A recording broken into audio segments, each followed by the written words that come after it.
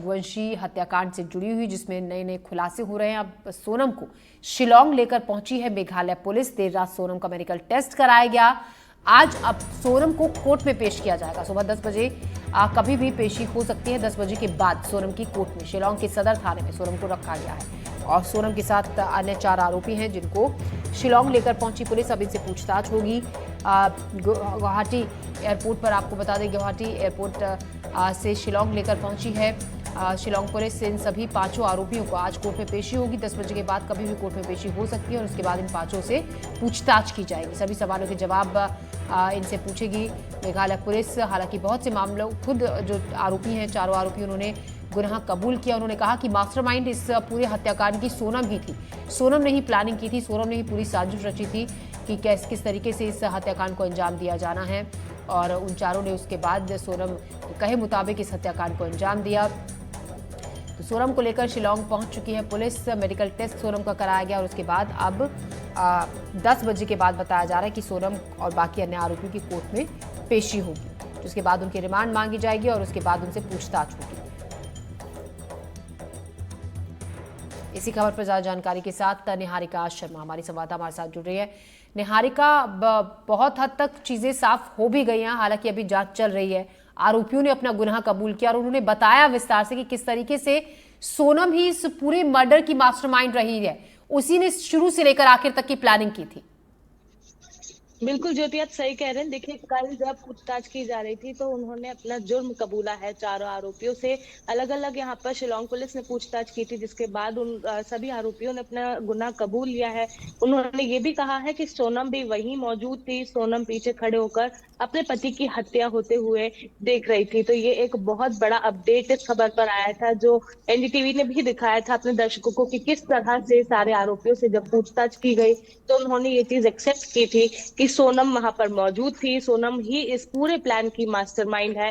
सोनम ने ही बताया था कि हम किस तरह से सारे प्लान को एग्जीक्यूट करेंगे। पहले उसने हमें कहा था कि मैं तुम्हें 4 लाख रुपए दूंगी। उसने हमें 4 लाख रुपए की सुपारी दी थी, लेकिन जिसके बाद हम लोग थक गए, हम लोग नहीं कर पा रहे थे, तो उसने कहा कि मैं तुम्हें 20 लाख रुपए दूंगी, लेकिन तुम्हें ऐसा करना पड़ेगा। इतना ही नहीं, ये भी बात सामने आई थी कि जब सारे आरोपी राजा रघुवंशी को मारते हुए थक गए थे, खाई में नहीं फेंक पा रहे थे, तो सोनम ने ही उन्हें हाथ लगवाकर राजा रघुवंशी की जो डेड बॉडी थी उसे खाई से नीचे फेंकवाया था। ये बहुत बड़ा अपडेट मिला था। इसके बाद जो विशाल चौहान है, उसे पुलिस उसके घर भी लेकर पहुंची थी। घर जब लेकर पहुंची तो वहां से कई सारी चीजें उन्होंने बरामद की है और इस दौरान खून से लथपथ कपड़े भी उन्हें मिले थे। अब वो खून की डीएनए रिपोर्ट निकाली जाएगी ताकि ये पता लग सके कि वो खून किसका था और असल में वहां पर क्या हुआ था। पुलिस कल इंदौर से 4 आरोपियों को लेकर शिलांग रवाना हो चुकी थी। शिलांग वो पहुंच चुके हैं। पहले वो इंदौर से दिल्ली गए, दिल्ली से गुवाहाटी गए और गुवाहाटी से बाय रोड वे लोग शिलांग पहुंचे हैं, जिसके चलते अब वे सभी आरोपी एक साथ शिलांग में हैं। आज की बात की जाए तो शिलांग में सारे आरोपियों से पहले अलग अलग पूछताछ की जाएगी, फिर सभी का आमना सामना भी कराया जा सकता है। अलग अलग पूछताछ की रिपोर्ट जब आ जाएगी कि किसने किसको क्या कहा, उसके बाद सभी का आमना सामना कराया जा सकता है ताकि चीजों को और बेहतर रूप से क्लियर किया जा सके।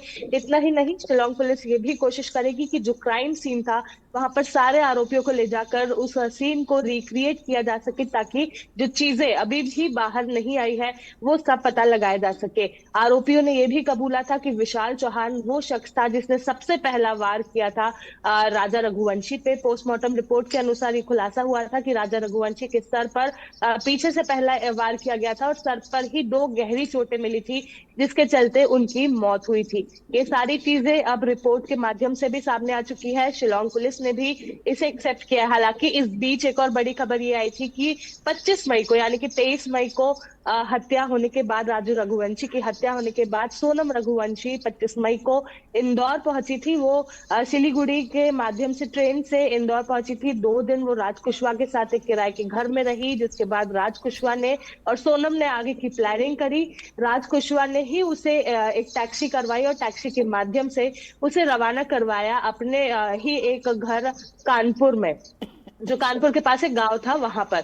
तो ऐसे करके एक पूरी प्लानिंग और प्लॉटिंग की गई, लेकिन इन्हें ये नहीं पता था कि पुलिस किस तरह से इनके जी। कॉल रिकॉर्ड्स ट्रैक करके और फिर जो सबूत मिल रहे हैं उसके माध्यम से बता सकती है कि ये सारा प्लानिंग और प्लॉटिंग किसका था। एक सबसे बड़ी बात मैं आपको ये बता दूं कि 2 जून को जब राजा रघुवंशी की डेड बॉडी मिली थी, उसके बाद से पुलिस को सोनम पर शक पूरा हो चुका था कि सोनम ने ही ये सारी चीजें करवाई है, क्योंकि ऐसे 3 बड़े सबूत उनके हाथ में लगे थे। फिर चाहे वो होम स्टे का जो वहां पर संचालक हो उसका बयान हो, गाइड का बयान हो, और या फिर सोनम और उसकी सासू माँ की जो कॉल रिकॉर्ड्स थी उसके माध्यम से हो, ट्रैकिंग की गई, जीपीएस ट्रैकिंग की गई, सीसीटीवी को खंगाले गए, जिसके बाद ये शक यकीन में जी। बदल चुका था। जी। हालांकि पुलिस लगातार सोनम की तलाशी कर रही थी, लेकिन उसने अपने आप को इतने शातिर तरह से छुपा रखा था कि जब तक वो खुद सामने नहीं आई, उसने आकर सरेंडर नहीं किया, तब तक पुलिस इस सारी चीजों तक पहुंच नहीं पाई जी। थी। अब एक सबसे निहारिका, बड़ा और अपडेट एक यही है अहम कि सवाल सोनम। जो यहाँ पर बीच में पता चलता है कि पूरी जो बात थी, कहीं ना कहीं पहले ये अंदेशा जताया जा रहा था कि क्या परिवार को, सोनम के परिवार को इस बात की भनक तक नहीं थी कि सोनम का राज कुशवाहा से अफेयर है। अब जांच में ये बात पता चली कि मां को सब कुछ पता था, शादी से पहले उसने शादी से इनकार भी किया था।